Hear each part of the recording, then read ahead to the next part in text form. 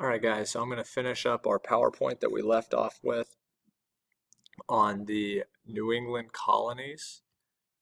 We were talking about colonies that were established by New England. We left off talking about the Massachusetts Bay Colony, which was established by John Winthrop. You also need to know about the Rhode Island colony. Rhode Island, I like to consider as the island of misfit toys, which is why this picture is right there. It was founded by Roger Williams originally, who is that guy pictured at the very bottom, because he was banished from the Massachusetts Bay Colony. Massachusetts Bay had a lot of very strict rules that if the settlers didn't follow, they would be kicked out. Roger Williams did not believe in some of those rules. Some of the things he did not believe in is he believed in a separation of church and state. And so because of that, he was kicked out, and he and his followers left and established Rhode Island. Rhode Island eventually kind of became a place that other people from other colonies were kicked out of, mainly in New England. And this made them far more diverse and tolerant than the rest of New England. For the New England economy, so if you think about the southern colonies, which we already talked about, they were heavily into farming, agriculture, mainly tobacco. New England couldn't do that. It was too cold. They had bad soil. So because of that, they're going to trade things, mainly lumber and fish, and they're going to use their harbors to be able to do so. Boston is going to be the major harbor in New England, and New England is going to be made up of a lot of merchants who bought and sold things. All right, so the final colonies we're going to cover are the middle colonies. So the middle colonies are New York and Pennsylvania for the majority of this. The middle colonies are a little bit different. They're kind of like the middle child. And the reason why they're the middle child is because they were established by the Dutch originally. So the Virginia colonies, or the southern colonies, are going to be established by the British. The New England colonies were established by the British, but the middle colonies were established by the Dutch.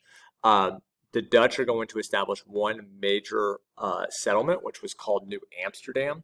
This was an unoriginal name. They had a port or a big city in the Netherlands called Amsterdam, and they're like, let's just call this New Amsterdam.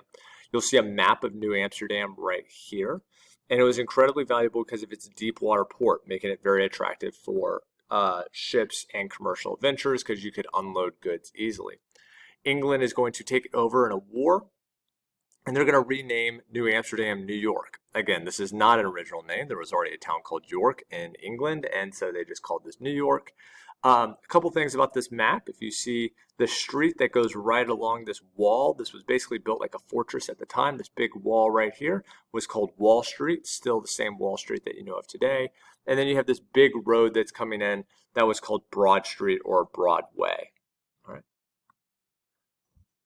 The other thing you want to know about the middle colonies is that Pennsylvania was established by a Quaker named William Penn. William Penn practiced this idea called Quakers or Quakerism, and Quakers were peaceful people, did not believe in violence, and so because of that, that is also going to make them very different than the Virginia colonies and the New England colonies. And so because of that, they were very religiously diverse and nice to Native Americans. They didn't have slaves. And then one of the things about the middle colonies, how they made their money, is oats and grain. And if you see these pictures on the right, that is actually William Penn himself. So William Penn is the Quaker Oats guy. All right. Outside of just growing oat and wheats, the middle colonies had a more diverse economy. So the southern colonies were all focused on growing things. The New England colonies were only focused really on trading things. The middle colonies did a little bit of both. So they grew a lot of wheat and oats, the Quakers did, but they also traded. Since they had a strong relationship with Native Americans, they used that to be able to trade fur and good. The major fur that they wanted was beaver fur. Beaver fur is incredibly expensive because it's waterproof. And finally, the middle colonies were set up very well because they had several good rivers and harbors both in Philadelphia and New York, allowing for them to establish themselves as a commercial power. All right? And that's all the notes that you need.